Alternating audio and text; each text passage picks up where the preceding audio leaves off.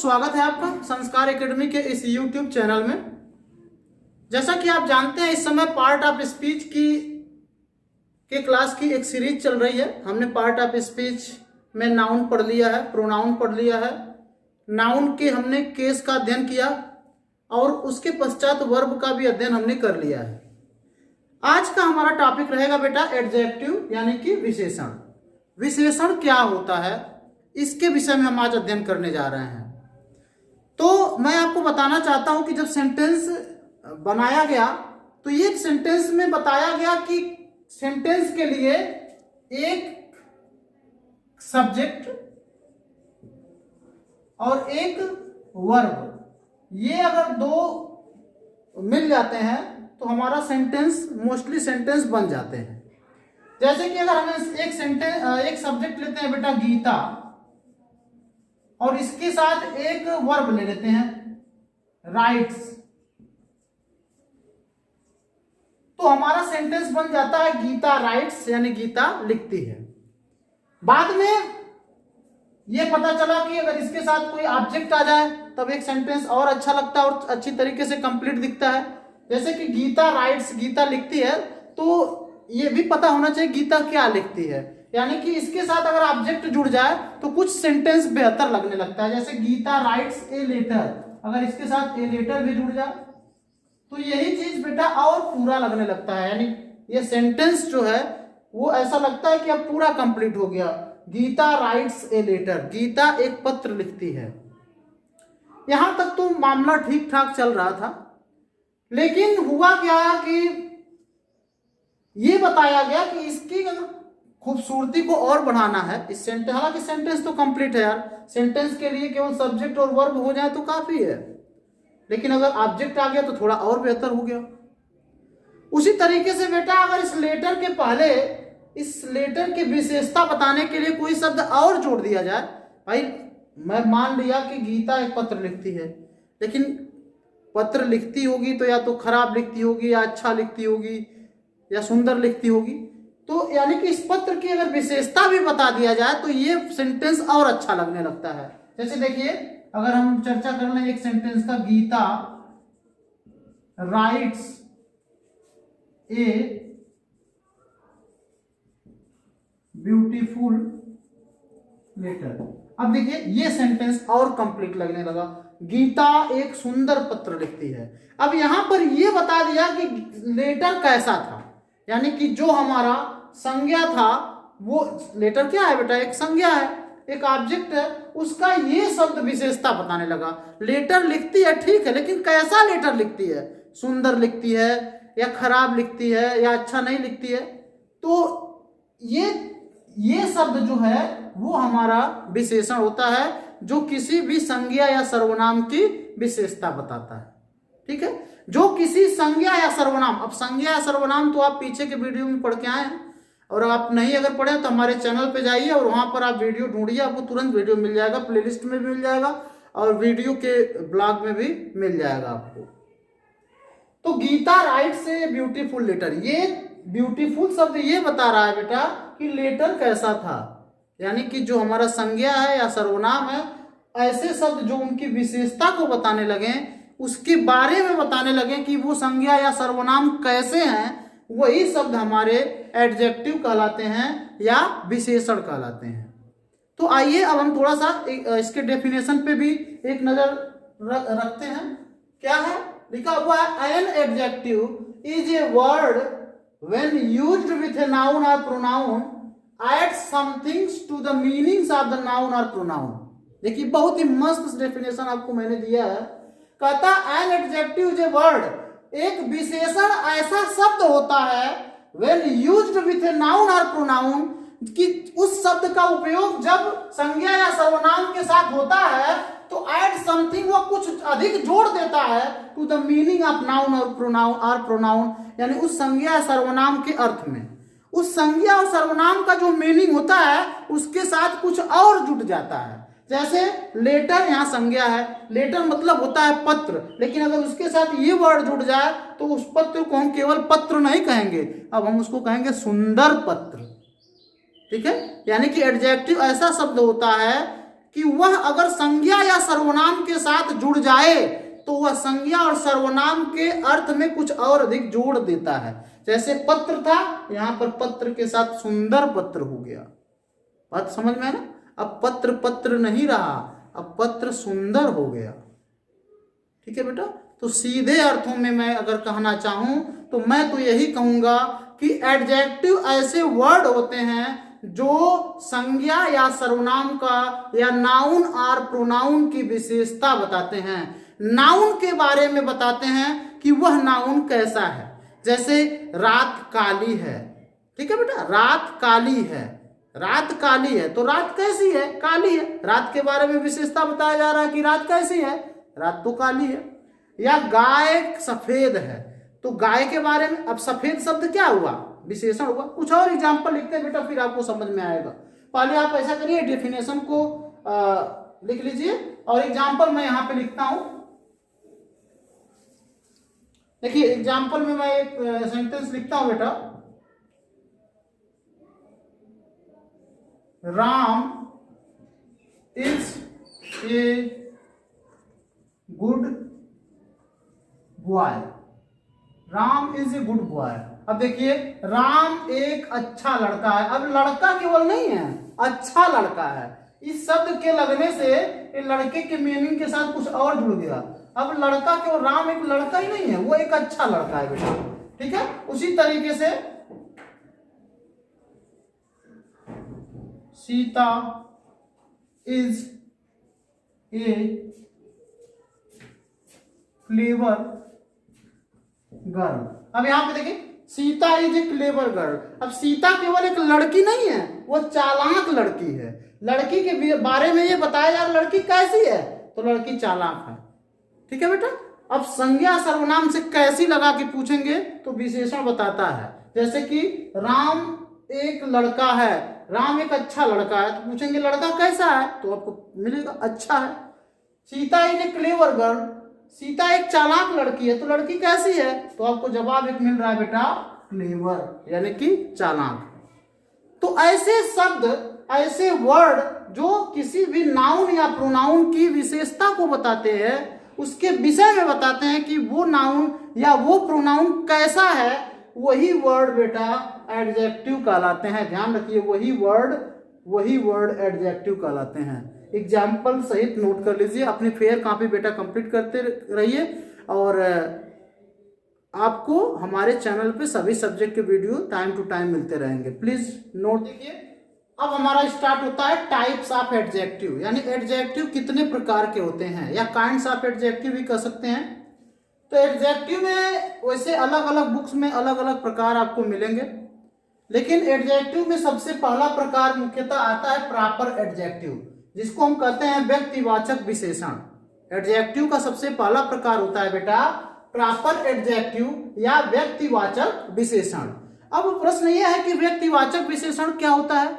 तो क्या आप प्रॉपर नाउन को पढ़े हैं? अगर नहीं पढ़े हैं तो प्लीज पहले नाउन को पढ़िए, फिर आप एडजेक्टिव या नाउन को पढ़िए, फिर प्रोनाउन को पढ़िए, फिर वर्ब पढ़िए, उसके बाद फिर एडजेक्टिव को पढ़िए आप, तो आपको ज्यादा कुछ समझ में आएगा।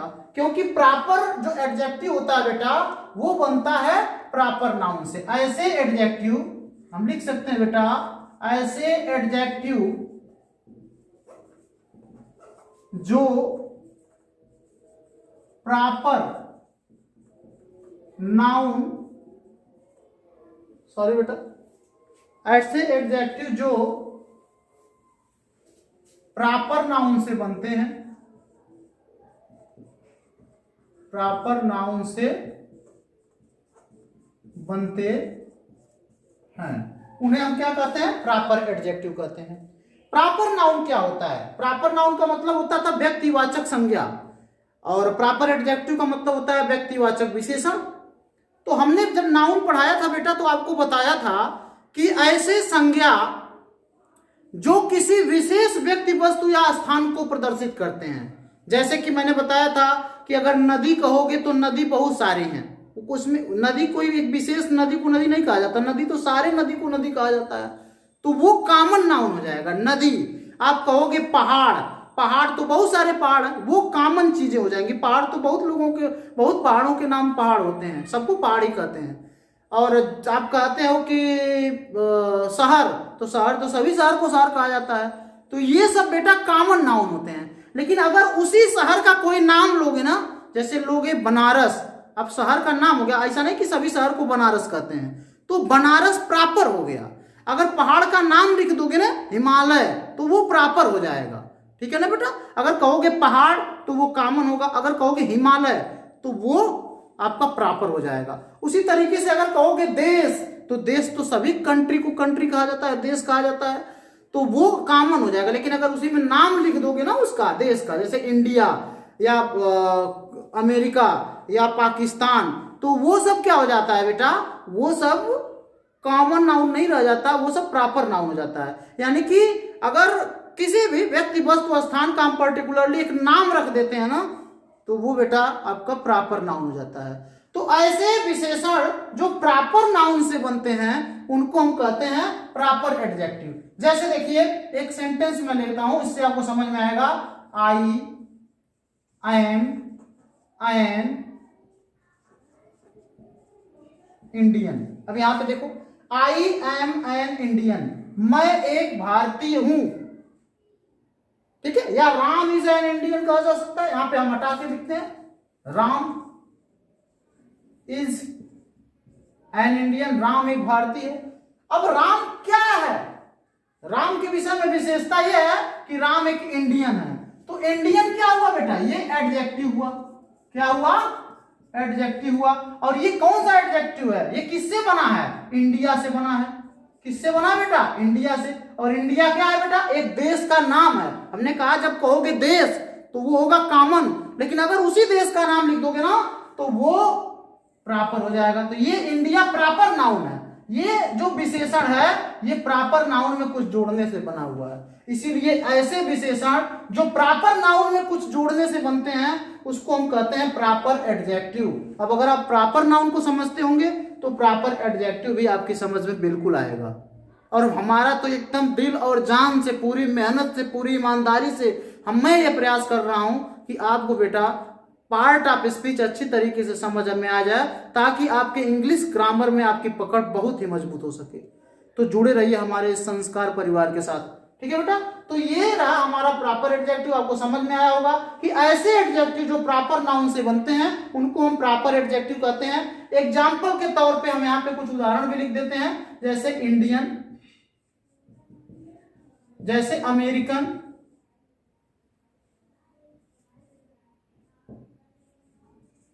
अमेरिकन, जैसे पाकिस्तानी इत्यादि एक्सेट्रा। तो ये सब बेटा जो जो विशेषण है ना, ये सब ये किसी भी नाउन या प्रोनाउन की विशेषता बताते हैं। कैसे, देखिए राम की विशेषता बता रहा है कि राम एक इंडियन है, राम एक भारतीय है। तो ये सब जो हमारे एडजेक्टिव हैं ये सब प्रॉपर नाउन से बने हुए हैं, इसीलिए इनको प्रॉपर एडजेक्टिव कहते हैं। प्लीज नो, एडजेक्टिव के दूसरे प्रकार में हमारा दूसरे प्रकार का एडजेक्टिव है एडजेक्टिव ऑफ क्वालिटी, जिसको हम कहते हैं गुणवाचक विशेषण, ठीक है। गुणवाचक विशेषण क्या होता है या एडजेक्टिव ऑफ क्वालिटी क्या होता है, तो जैसा कि यहां पर शब्द से ही स्पष्ट हो रहा है बेटा कि क्वालिटी का मतलब होता है गुण।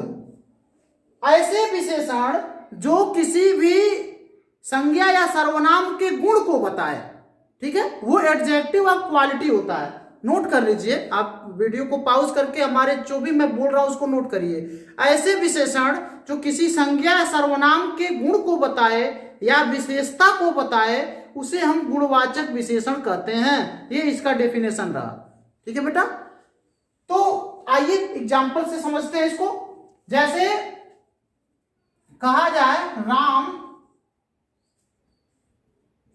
Is a big boy. अब देखिए Ram is a big boy, Ram एक बड़ा लड़का है, ठीक है। अब यहां पे लड़का कैसा, लड़का का गुण क्या है, लड़का बड़ा है। या Ram is an honest boy. अब यहां पे देखिए Ram is an honest boy, Ram एक ईमानदार लड़का है। लड़का कैसा, ईमानदार है।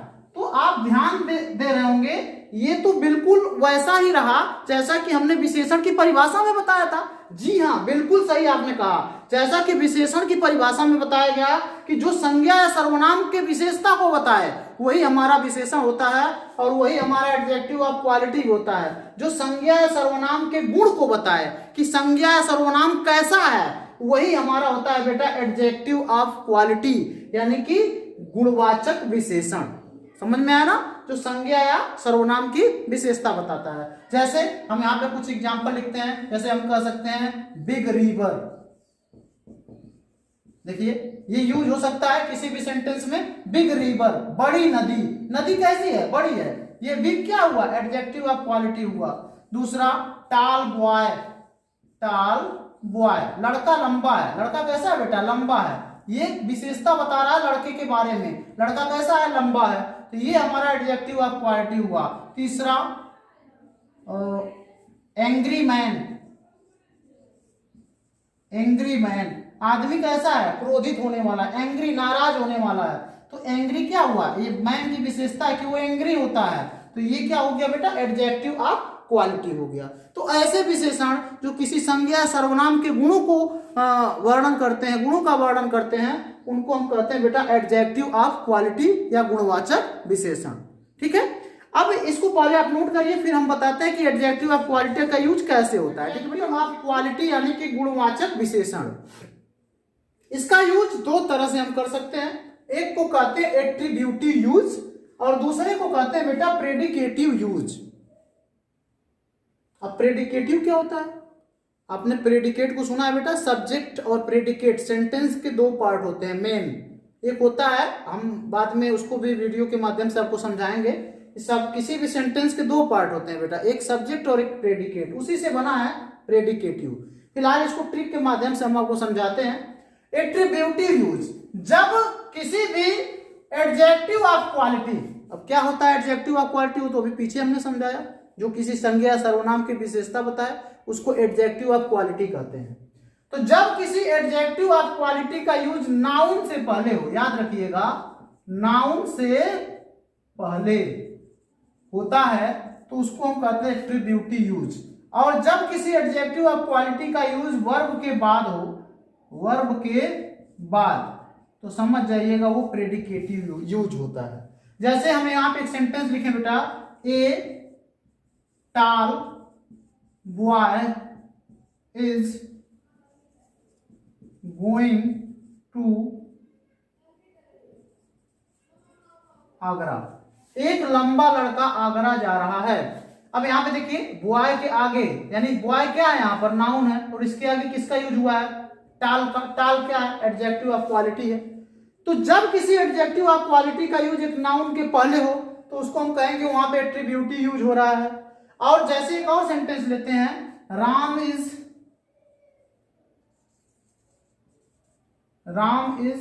ऑनेस्ट। राम ईमानदार है। अब यहां पर क्या है? ऑनेस्ट क्या है? एडजेक्टिव ऑफ क्वालिटी है। इसका यूज कब हो रहा है? एक वर्ब के बाद। वर्ब आप पढ़े हो ना, वर्ब केवल एक्शन ही नहीं होता, verb is, are, am, was, were भी होते हैं। ठीक है ना? तो ये वर्ब के बाद किसका यूज हो रहा है? एडजेक्टिव ऑफ क्वालिटी का यूज हो रहा है बेटा। इसलिए ऑनेस्ट किस रूप में यूज हो रहा है? प्रेडिकेटिव यूज है। एडजेक्टिव ऑफ क्वालिटी का ये प्रेडिकेटिव यूज है बेटा। यानी जब वर्ब के बाद किसी एडजेक्टिव ऑफ क्वालिटी का यूज हो उसे प्रेडिकेटिव यूज कहेंगे, और जब एक नाउन के पहले किसी एडजेक्टिव ऑफ क्वालिटी का यूज होता है तो उसको हम एट्रीब्यूटिव यूज करेंगे बेटा। प्लीज देखिए बेटा, तो विशेषण का हमारा अगला प्रकार है एडजेक्टिव ऑफ क्वांटिटीज, यानी कि परिमाणवाचक विशेषण। ठीक है, ये परिणाम नहीं है बेटा, ये परिमाण है। परिणाम का मतलब तो होता है नतीजा या रिजल्ट, इंग्लिश में बोल सकते हो, लेकिन ये परिमाण है और इसका परिमाण का मतलब होता है बेटा मात्रा। अब आप सोच रहे होंगे कि मात्रा क्या होता है? जैसे कि बेटा आप कोई भी वस्तु खरीदने जाते हैं, जैसे आप दुकान पे गए और चीनी खरीदना है आपको, तो चीनी आप खरीदोगे तो उसकी कुछ मात्रा होती होगी, ज्यादा, कम, बहुत कम, या 5 किलो 10 किलो, यानी कुछ ना कुछ उसकी क्वांटिटी जरूर होती होगी, मात्रा जरूर होती होगी। इंग्लिश समझना ज्यादा आसान है। क्वांटिटी, क्वांटिटी आपको समझ में आ रहा होगा, मात्रा। तो ऐसा नोट कर लीजिए इसको पेयर कॉपी में कि ऐसा विशेषण जो किसी भी संज्ञा या सर्वनाम की मात्रा को दर्शाता है, मात्रा को बताता है, क्वांटिटी को बताता है, उस विशेषण को हम कहते हैं एडजेक्टिव ऑफ क्वांटिटी। जैसे यहाँ पे देखिए एग्जांपल लिखा हुआ बेटा, आई एट सम राइस, मैंने कुछ चावल खाया। यहाँ पे चावल तो क्या है, संज्ञा है, चावल क्या है बेटा, संज्ञा है। लेकिन यहाँ पर ये जो सम है ना, ये बता रहा है कि चावल कितना है, कुछ है, कुछ क्वांटिटी को बता रहा है, थोड़ा है, कुछ है। तो मैंने कुछ चावल खाया, आई एट सम राइस। सम क्या है बेटा, एडजेक्टिव ऑफ क्वांटिटी है। उसी तरीके से ही शोड मच पेशेंस, उसने अधिक धैर्य दिखाया। अब देखिए यहाँ पे धैर्य तो हमारा एब्स्ट्रैक्ट नाउन है, लेकिन यहाँ पर जो मच है ना बेटा, ये बता रहा है धैर्य कितना था, अधिक था। तो धैर्य की क्वांटिटी को मच बता रहा है। मच क्या बता रहा है, धैर्य की क्वांटिटी को बता रहा है, धैर्य की मात्रा को बता रहा है। इसलिए जो मच है ना बेटा, ये है एडजेक्टिव ऑफ क्वांटिटी। उसी तरीके से तीसरे वाले एग्जांपल में कह रहा है, यू हैव नो सेंस, तुम्हारे पास कोई सेंस नहीं है। तो सेंस कितना नहीं है, कुछ भी नहीं है, थोड़ा भी नहीं है। तो नो क्या है, ये क्वांटिटी को बता रहा है। सेंस की क्वांटिटी है नो, बिल्कुल नहीं। और he did not eat any, any क्या है बेटा, ये चावल की क्वांटिटी है, एनी, ठीक है ना बेटा। तो ऐसा विशेषण जो किसी भी संज्ञा या किसी सर्वनाम की क्वांटिटी को बताता है, उसको हम कहते हैं बेटा एडजेक्टिव ऑफ क्वांटिटी। समझ में आया। एग्जाम्पल में आप लिखिएगा some, much, no, any, etcetera etcetera. Types of adjective में हमारा अगला प्रकार है एडजेक्टिव ऑफ नंबर, यानी इसको यूं कह सकते हैं संख्यावाचक विशेषण। ठीक है, संख्या, संख्या का मतलब आप समझ सकते हैं नंबर। संख्या का मतलब नंबर, 1 है, 2 है, 3 है, जिसको हम गिन सकें, 4 है, 5 है, 10 है, 20 है, 50 है, 100 है। तो संख्यावाचक विशेषण याद रखिए। जो इसके पहले आपने विशेषण का प्रकार पढ़ा कि एडजेक्टिव ऑफ क्वांटिटी और एडजेक्टिव ऑफ नंबर, इसमें बहुत थोड़ा सा अंतर है बेटा, और उस अंतर को आप समझने का प्रयास करिएगा। देखिए, जो किसी भी ऐसा विशेषण, नोट कर लीजिएगा इसको, ऐसा विशेषण जो किसी संज्ञा सर्वनाम की संख्या को बताए। पिछली बार क्या बता रहा था, मात्रा बता रहा था। मात्रा और संख्या में अंतर होता है, यह आप समझने का प्रयास करिएगा। तो जैसे कि हम चीनी खरीदने जाएंगे तो चीनी की मात्रा होगी, चीनी की संख्या नहीं हो सकती। चीनी की मात्रा होगी 2 किलो, 3 किलो, 10 किलो, 20 किलो। ऐसा हो सकता है कि वो शब्द लड़ते हो। जैसे यहाँ पर देखिए, अभी यहाँ पे हम एनी का यूज कर सकते हैं। देखिए यहाँ पर एनी का यूज कर सकते हैं। एनी शब्द पीछे भी आया है, एडजेक्टिव ऑफ क्वांटिटी में भी आया है एनी। तो अगर एनी का यूज मात्रा बताने के लिए होगा तो एडजेक्टिव ऑफ क्वांटिटी होगा, लेकिन अगर संख्या के लिए यूज किया जाएगा एनी का तो एडजेक्टिव ऑफ नंबर होगा। तो याद रखिएगा, एडजेक्टिव ऑफ नंबर क्या होता है, ऐसे विशेषण जो किसी भी संज्ञा सर्वनाम की संख्या को बताए कि कितनी संख्या में वो है। मात्रा और संख्या में बेटा अंतर होता है। जैसे हमने बताया कि चीनी खरीदने जाओगे, चीनी की संख्या कभी नहीं हो सकती। लेकिन अगर एक क्लास में बच्चों की बात करें तो एक क्लास में बच्चों की मात्रा नहीं होती है, एक क्लास में बच्चों की संख्या होती है। जैसे सम बॉयज, तो ये बच्चों की मात्रा नहीं है, ये तो बच्चों की संख्या है ना, सम बॉयज कुछ। तो सम कहीं पर आपको एडजेक्टिव ऑफ क्वालिटी के रूप में यूज होगा, और कहीं कहीं पर एडजेक्टिव ऑफ क्वांटिटी के रूप में यूज होगा, और कहीं कहीं एडजेक्टिव ऑफ नंबर के रूप में भी सम का यूज होगा। तो अगर किसी भी विशेषण का यूज किसी भी संज्ञा सर्वनाम की संख्या को बताने के लिए होता है, मात्रा को बताने के लिए नहीं, तो उसको हम कहेंगे बेटा एडजेक्टिव ऑफ नंबर। जैसे यहाँ पे कुछ एक उदाहरण हमने लिया है, द हैंड्स हैज 5 फिंगर। अब यहाँ पर फिंगर हमारा नाउन है, अंगुली, तो हाथ में 5 उंगली है, तो द हैंड हैज 5 फिंगर। अब यहाँ पे फिंगर की संख्या कितनी है, 5 है। तो ये जो 5 है ना बेटा, ये फिंगर की संख्या को बता रहा है, मात्रा को नहीं बता रहा है, याद रखिएगा। इसलिए इस 5 को हम कहेंगे एडजेक्टिव ऑफ नंबर। अब एडजेक्टिव ऑफ नंबर 3 तरह का होता है। एक होता है डेफिनिट नंबर एडजेक्टिव, एक होता है इनडेफिनिट नंबर एडजेक्टिव। अब डेफिनिट नंबर मतलब क्या होता है, जो संख्या निश्चित हो। अगर संख्या निश्चित है, जैसे यहाँ पर अंगुली निश्चित था, 5 था, तो ये तो हमारा डेफिनिट नंबर एडजेक्टिव था। लेकिन कभी जैसे यहाँ पे लिखा हुआ है कि 1 हो, 2 है, 3 है, कोई भी गिनती हो, 1 2 3 4 5 6 7 8, ये सब क्या है, सब एडजेक्टिव हैं, और ये एडजेक्टिव ऑफ नंबर है। और एडजेक्टिव ऑफ नंबर में किस तरह का, डिफिनिट नंबर एडजेक्टिव है, क्योंकि ये निश्चित होते हैं। अगर 1 लगाओगे किसी भी संज्ञा या सर्वनाम के आगे, या 2 लगाओगे, या 3 लगाओगे, या 4 लगाओगे, तो उसकी संख्या बेटा निश्चित हो जाती है। इसीलिए इसको कहते हैं डेफिनिट नंबर। डेफिनिट मतलब निश्चित, डेफिनिट नंबर एडजेक्टिव इसको बोलते हैं। दूसरा इसमें प्रकार आता है first, second, third, fourth, fifth, six, seventh, eighth, ninth, tenth, इस तरीके से भी यूज होता है। ये सभी भी क्या है बेटा, डेफिनिट हैं, निश्चित हैं, तो इनको डेफिनिट नंबर एडजेक्टिव हम बोलते हैं। दूसरा आता है इनडेफिनिट नंबर एडजेक्टिव, ऐसा संख्या बताए लेकिन संख्या निश्चित ना हो, कितना है, संख्या कोई बताता है, जैसे ऑल, फ्यू, सम, एनी। अब इसी में आप भ्रमित होंगे कि अभी अभी सर जी आप ही ने पढ़ाया कि एनी आया हुआ था, आपने कहा कि वो एडजेक्टिव ऑफ क्वांटिटी है, यानी कि मात्रात्मक जो विशेषण होता है, ठीक है। लेकिन बेटा, मेरे प्यारे बेटा, इसमें अंतर है। अंतर क्या है? अंतर यही है कि वो मात्रा को बता रहा था और यहाँ पर ये सब संख्या को बताएंगे। इतना सेंस तो इंग्लिश पढ़ने वाले स्टूडेंट के अंदर बेटा होना चाहिए कि वे मात्रा और संख्या में भेद कर पावें। तो अगर ये सब मात्रा को नहीं, संख्या को बताएंगे, तो इन्हीं एडजेक्टिव को हम कहेंगे इनडेफिनिट नंबर एडजेक्टिव। तीसरा है डिस्ट्रीब्यूटिव एडजेक्टिव। अब देखिए, अब घाल में ये हो रहा है बेटा कि अभी आप पीछे पढ़कर आए हो सर्वनाम। सर्वनाम में आपने पढ़ा था डिस्ट्रीब्यूटिव प्रोनाउन, ठीक है बेटा, डिस्ट्रीब्यूटिव प्रोनाउन को पढ़ा था। तो जी हाँ, बिल्कुल आपने सही पकड़ा, ये डिस्ट्रीब्यूटिव प्रोनाउन की तरह ही यूज होते हैं, लेकिन हमने वहां पर एक एग्जाम्पल दिया था, आप ध्यान दीजिएगा। मैंने सर्वनाम इज अ पेन और दिस पेन इज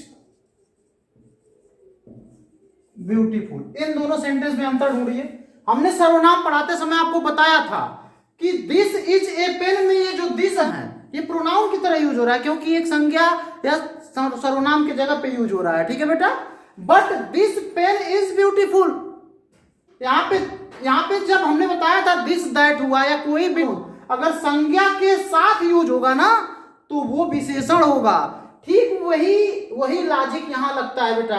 अगर each, every, either, all, few, some, any, ये सभी के तुरंत बाद संज्ञा का यूज होना तो ये प्रोनाउन नहीं कहे जाएंगे, ये एडजेक्टिव कहे जाएंगे। याद रखिएगा, ये बिल्कुल आपने जितने भी प्रोनाउन पढ़ा है, जैसे आपने पढ़ा डिस्ट्रीब्यूटिव प्रोनाउन, तो डिस्ट्रीब्यूटिव एडजेक्टिव को भी पढ़ रहे हो। बहुत सारे जो भी प्रोनाउन के नाम थे एकदम सेम टू सेम एडजेक्टिव के भी नाम होने वाले हैं, और सेम टू सेम वही वर्ड। जैसे आपने ईच को पढ़ा है प्रोनाउन में, आपने पढ़ा है ईच प्रोनाउन होता है, लेकिन अभी पढ़ाया जा रहा है ईच एडजेक्टिव होता है। तो बेटा हमने उसका लॉजिक बता दिया है कि अगर इन सब शब्दों के साथ संज्ञा का यूज होता है, या ये सारे प्रोनाउन जो जिनको आप समझते हो इनके साथ संज्ञा का या ये संज्ञा के साथ यूज होते हैं, तो जैसे यहाँ पर पेन के साथ दिस का यूज हुआ है, तो ये विशेषण की श्रेणी में आने लगते हैं। लॉजिक क्लियर है बेटा? अगर ये सभी शब्द संज्ञा के साथ यूज होने लगे ना तो ये सभी विशेषण की श्रेणी में आते हैं, यानी डिस्ट्रीब्यूटिव प्रोनाउन होता है तो डिस्ट्रीब्यूटिव एडजेक्टिव हो जाएंगे वो। चीजें क्लियर है? जैसे यहाँ पे दिस पेन, ये डिस्ट्रीब्यूटिव एडजेक्टिव। तो एडजेक्टिव ऑफ नंबर कितने प्रकार के होते हैं? डेफिनिट नंबर हो सकता है, इनडेफिनिट नंबर हो सकता है, जैसे हमने कहा आल, आल मतलब सब। अब सब अगर कहा जाए कि सब बच्चे अच्छे हैं, ठीक है बेटा, तो बच्चों की मात्रा नहीं होती, संख्या होती है। तो आल स्टूडेंट्स आर गुड, सभी बच्चे अच्छे हैं, ठीक। तो वहां पर जो आल है ना बेटा, वो हम कहें कि उसकी संख्या निश्चित नहीं है, बच्चों की संख्या तो निश्चित नहीं हो रही है, इसीलिए इनडेफिनिट नंबर एडजेक्टिव होंगे वो, ठीक है ना बेटा। और अगला है डिस्ट्रीब्यूटिव एडजेक्टिव। अब आपने डिस्ट्रीब्यूटिव में पढ़ा है, सेम वही शब्द हैं, वही शब्द हैं, लेकिन अगर ये संज्ञा के साथ यूज होने लगेंगे तो इन्हीं को हम कहेंगे, जैसे ईच है, एवरी है, आइदर है। हमने डिस्ट्रीब्यूटिव प्रोनाउन में बताया था बेटा, जब सभी ढेर सारे लोग हों लेकिन सबकी बात कर दी जाए। सर्वनाम को ध्यान से पढ़िएगा आप, वहां पे हमने पढ़ाया है कि जब ढेर सारे लोग हैं लेकिन बात सभी की करी जाए तो उसको हम कहते थे डिस्ट्रीब्यूटिव प्रोनाउन। और वही डिस्ट्रीब्यूटिव प्रोनाउन जब किसी संज्ञा के साथ डायरेक्ट यूज में आ जाए, बिल्कुल पास, तो उसको हम कहेंगे बेटा डिस्ट्रीब्यूटिव एडजेक्टिव। चीजें क्लियर है ना? जैसे ईच, एवरी, आइदर इत्यादि। ये लॉजिक आप समझ लेंगे तो आपको बिल्कुल समझ में आएगा। जैसे दिस इज ए पेन, यहाँ पे दिस सर्वनाम है, लेकिन दिस पेन इज ब्यूटीफुल, यहाँ पे दिस का यूज संज्ञा के साथ डायरेक्टली करी गई, तो इसलिए ये दिस एडजेक्टिव के रूप में यूज होने लगा। चीजें क्लियर है बेटा? डिमॉन्स्ट्रेटिव एडजेक्टिव या संकेतवाचक विशेषण। तो मेरे प्यारे बच्चों कुछ याद आ रहा है, सर्वनाम आपने पढ़ा है, डिमॉन्स्ट्रेटिव प्रोनाउन, ऐसे प्रोनाउन जो किसी की तरफ संकेत करने के लिए बनाए गए हैं। जैसे अभी पीछे हमने बताया था बेटा कि दिस इज ए पेन, यह एक कलम है, और दिस पेन इज ब्यूटीफुल, यह एक सुंदर कलम है। इसमें अंतर है बेटा। तो हमने बताया बेटा अगर आपने प्रोनाउन पढ़ा है तो एकदम वही शब्द विशेषण के रूप में भी यूज होते हैं।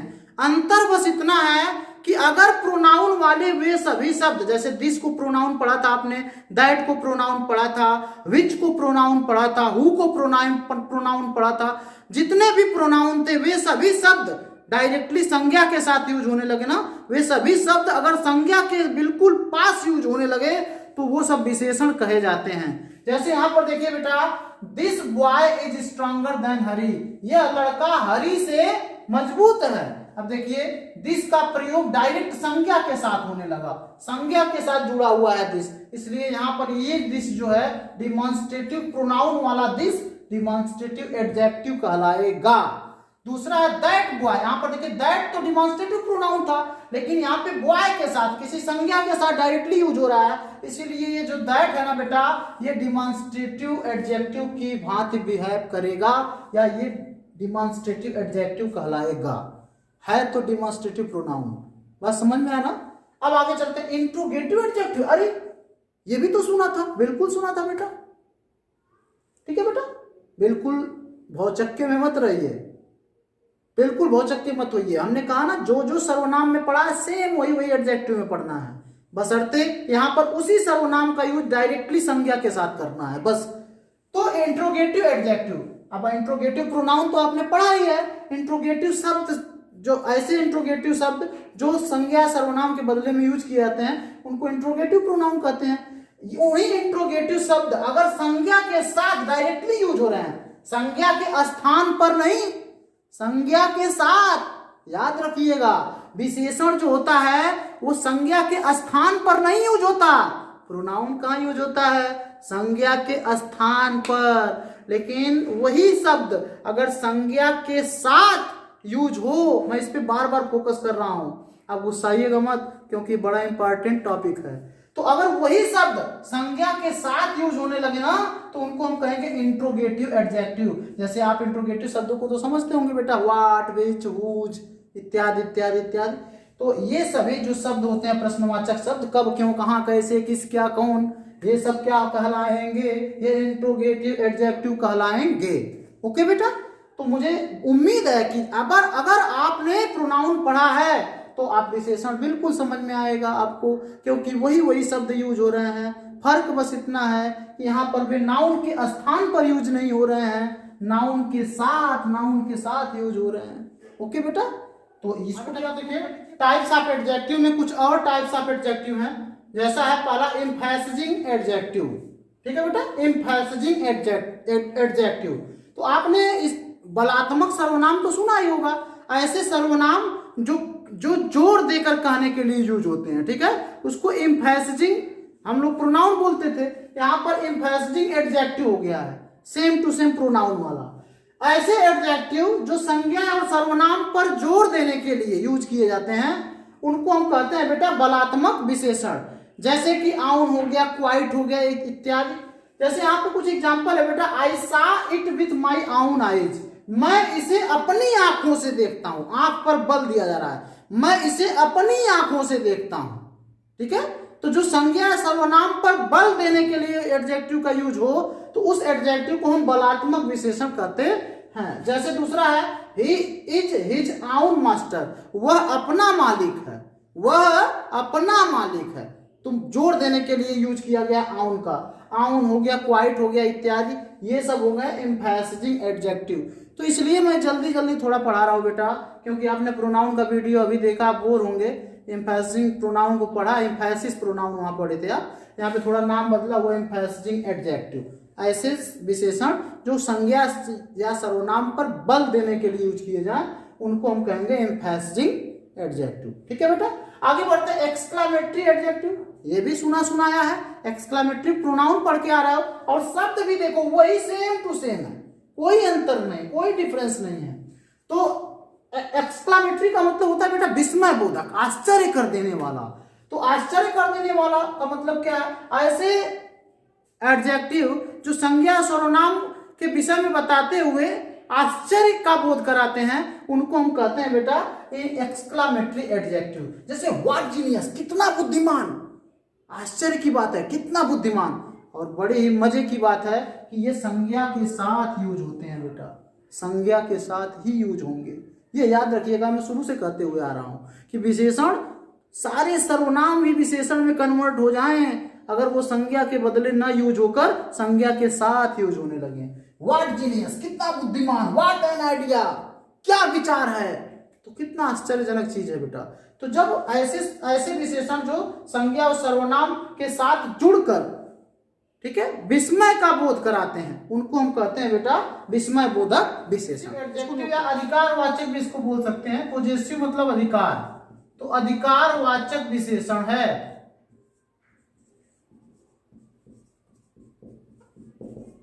चलिए अधिकारवाचक विशेषण क्या है, तो पॉजेसिव प्रोनाउन तो पढ़कर आए हो भाई, माई हो गया जो अधिकार को शो करता है। जैसे हमने बताया पॉजेसिव केस भी पढ़े हो, आप लोग पढ़े हो ना, nominative case, objective case, possessive case, जो अधिकार को शो करता है। तो ऐसा विशेषण नोट कर लीजिएगा, ऐसा विशेषण जो संज्ञा और सर्वनाम के अधिकार को प्रदर्शित करता है, संज्ञा और सर्वनाम पर अधिकार प्रदर्शित करता है, उसको कहते हैं पॉजेसिव एडजेक्टिव। जैसे एक उदाहरण हम लेते हैं बेटा, my pen is beautiful, my pen is beautiful, ठीक है बेटा, माई पेन इज ब्यूटीफुल। यहाँ पे क्या देख रहे हो, एक संज्ञा के साथ यूज हो रहा है, माई पेन इज ब्यूटीफुल, मेरा कलम सुंदर है। तो यहाँ पे हम कह सकते हैं कि पेन पर अधिकार को शो करता है माई, ठीक है बेटा। तो इस तरीके से बहुत सारे आपको पॉजेसिव प्रोनाउन देखने को मिल सकते हैं। उदाहरण के तौर पे आप नोट कर लीजिए, माई इज हर योर, यहाँ पे नोट कर लीजिए एग्जाम्पल के तौर पे, माई इज हर योर इत्यादि। अब पॉजेसिव प्रोनाउन और पॉजेसिव एडजेक्टिव में बस वही अंतर है बेटा, ये नाउन के साथ ना डायरेक्टली यूज होगा, नाउन के साथ डायरेक्टली यूज होगा, ठीक है बेटा, प्लीज नोट करिए। सबसे अंतिम प्रकार आता है कंपैरेटिव एंड सुपरलेटिव एडजेक्टिव। क्या बेटा, कंपैरेटिव एंड सुपरलेटिव एडजेक्टिव। आपने डिग्री पढ़ा है ना, positive degree, comparative degree, superlative degree. जैसे बिग है पॉजिटिव डिग्री है, बिगर है कंपैरेटिव डिग्री है, बिगेस्ट है सुपरलेटिव डिग्री है। तो डिग्री तो आप पढ़ा होगा बेटा, अगर नहीं पढ़ेंगे तो डिग्री का मैं एक वीडियो अलग से बनाऊंगा, वहां पर डिग्री को आपको बृहद स्तर पर पढ़ाऊंगा, क्योंकि ये वीडियो ऐसे बहुत बड़ा हो गया है और अगर इसमें यहाँ पे हम पढ़ाने लगे तो वीडियो काफी बड़ा और बहुत बोरिंग हो जाएगा। तो इसलिए थोड़ी सी नॉलेज आपको देते हैं कंपैरेटिव एंड सुपरलेटिव एडजेक्टिव के विषय में। जैसे बेटा कंपेयर करने के लिए, अगर एडजेक्टिव का यूज कंपेयर करने के लिए किया गया है तो उसको कंपैरेटिव एंड सुपरलेटिव एडजेक्टिव कह सकते हैं। अब आपको मन में ये घूमता होगा बेटा कि कंपैरेटिव और सुपरलेटिव ये क्या दो एडजेक्टिव हैं? तो जी हाँ, बिल्कुल दो एडजेक्टिव हैं। उनमें अंतर क्या है? तो देखिए बेटा, अगर कंपेयर तो करना ही करना है। देखिए कंपेयर करने के लिए कंपैरेटिव और सुपरलेटिव दोनों का यूज किया जाता है, लेकिन अगर कंपेयर दो वस्तुओं के बीच में हो तो कंपैरेटिव डिग्री बोलते हैं, और अगर कंपेयर सभी वस्तुओं में हो, बहुत सारे, सबसे पूरे संसार से अगर तुलना करी जाए तो उसको सुपरलेटिव बोलेंगे, और अगर कंपेयर दो लोगों से करी जाए तो उसको कंपैरेटिव बोलेंगे।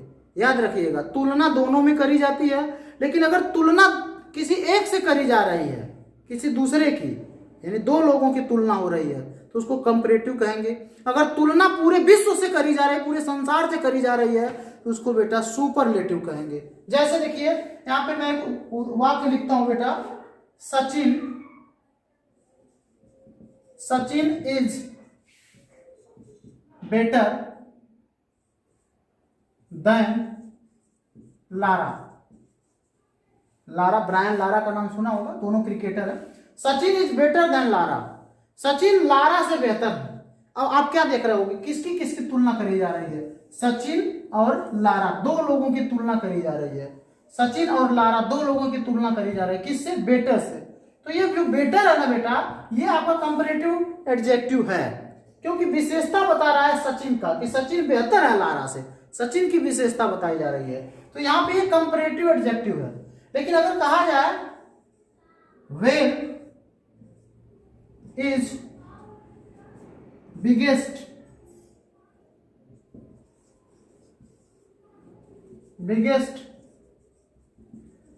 एनिमल, मान लीजिए इस तरीके से कहा जाए well is biggest animal, well सबसे बड़ा जानवर है। अगर ऐसा कहा जाए, मैं नहीं दावा करता कि सबसे बड़ा है, आप लोग जानते होंगे क्या है, मैमल में सबसे बड़ा वेल ही होता है। तो well is biggest animal, well सबसे बड़ा जानवर है।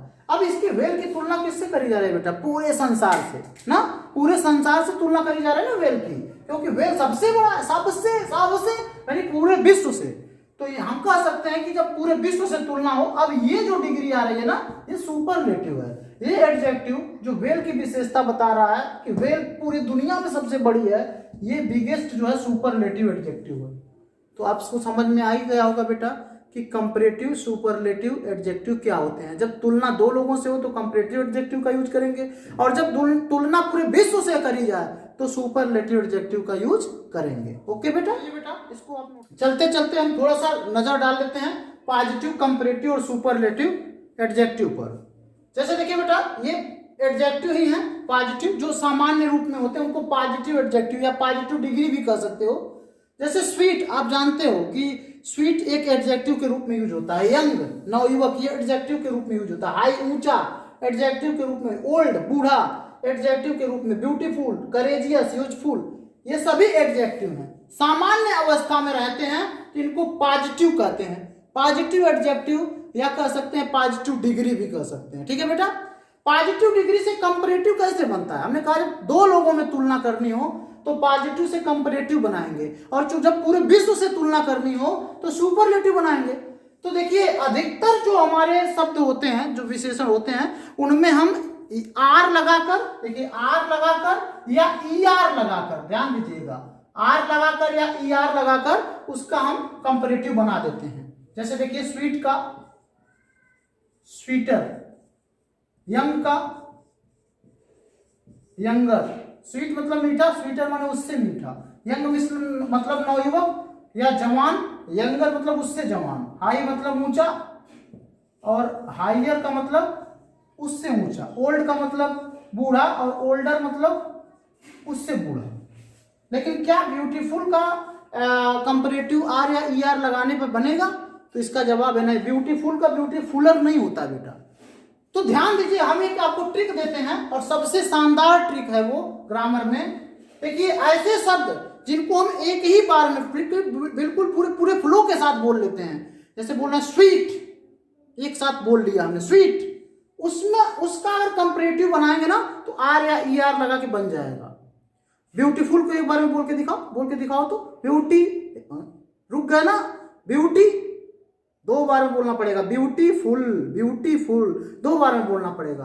तो ऐसे शब्द जिनको हम फ्लोअली नहीं बोल सकते ना, पूरे फ्लो के साथ नहीं बोल सकते, उनमें हम उनके साथ मोर और मोस्ट लगा के कंपैरेटिव और सुपरलेटिव बनाते हैं। जैसे यहाँ पे ब्यूटीफुल का बनाना होगा बेटा, तो लिखेंगे मोर ब्यूटीफुल। देखिए, मोर ब्यूटीफुल। करेजियस का बनाना है तो इसके साथ भी मोर लगा देंगे, आप लिख लीजिएगा। यूजफुल का भी मोर यूजफुल हो जाएगा। ठीक है ना बेटा, क्योंकि यूज, देखो रुक जाना पड़ेगा, एक ही साथ पूरे फ्लो के साथ नहीं बोल सकते। यूजफुल नहीं बोल सकते, स्वीट एक ही साथ बोल ले रहे हो, यंग कहीं नहीं रुकना पड़ रहा है, हाई कहीं नहीं रुकना पड़ रहा है, ओल्ड कहीं नहीं, लेकिन ब्यूटीफुल, करेजियस, करेजियस 3 बार में बोल पा रहे हो, यूजफुल 2 बार में बोल पा रहे हो। तो जिनको एक बार में नहीं बोल पाते फ्लो के साथ, उनके साथ मोर लगाना पड़ेगा। ठीक है ना बेटा, और यहाँ पर एस टी लगा के हम लोग बना देते हैं सुपरलेटिव, ई एस टी लगा के। जैसे यहाँ पे स्वीट है, स्वीटर है, स्वीटेस्ट हो जाएगा, S W double E T E S T, sweetest हो जाएगा। यंगेस्ट हो जाएगा, Y O U N G E S T, youngest हो जाएगा। हाईएस्ट हो जाएगा, H I G H E S T, highest हो जाएगा। ठीक है बेटा, ओल्डेस्ट हो जाएगा, O L D E S T, oldest हो जाएगा। लेकिन अगर इसका, जिसको एक साथ नहीं बोल पाते हैं, उसका सुपरलेटिव बनाना ना, तो मोस्ट लगा लेना। क्या लगा लेना बेटा? Most beautiful. तो उम्मीद है आपको कंपैरेटिव भी समझ में आ गया होगा, सुपरलेटिव भी समझ में आ गया होगा, और आप यह भी जान चुके होंगे कि किसका कंपैरेटिव क्या जोड़कर बनाया जाएगा और किसका सुपरलेटिव क्या जोड़कर बनाया जाएगा। बेटा मैंने अपने पूरे इस वीडियो में कोशिश किया है आपको एडजेक्टिव को पूरा बेहतर ढंग से समझने के लिए। एक बार जाते जाते मैं फिर कहना चाहता हूं कि अगर आप एडजेक्टिव को पढ़ने आए हो तो प्रोनाउन को पहले पढ़ो, फिर एडजेक्टिव को पढ़ो, फिर ये बेहद आसान लगेगा। मिलते हैं बेटा अगले टॉपिक के साथ नेक्स्ट डे। अगर आप अभी तक हमारे चैनल को सब्सक्राइब नहीं करे हैं तो प्लीज़ हमारे चैनल को सब्सक्राइब कर लें, ताकि हम यूजफुल वीडियो जो भी आप इस अपने चैनल पे लोड करते हैं वो आप तक पहुंच सके। मिलते हैं बेटा अगले वीडियो के साथ अगले टॉपिक में। तब तक के लिए अपना ध्यान रखिए। आपका दिन शुभ हो।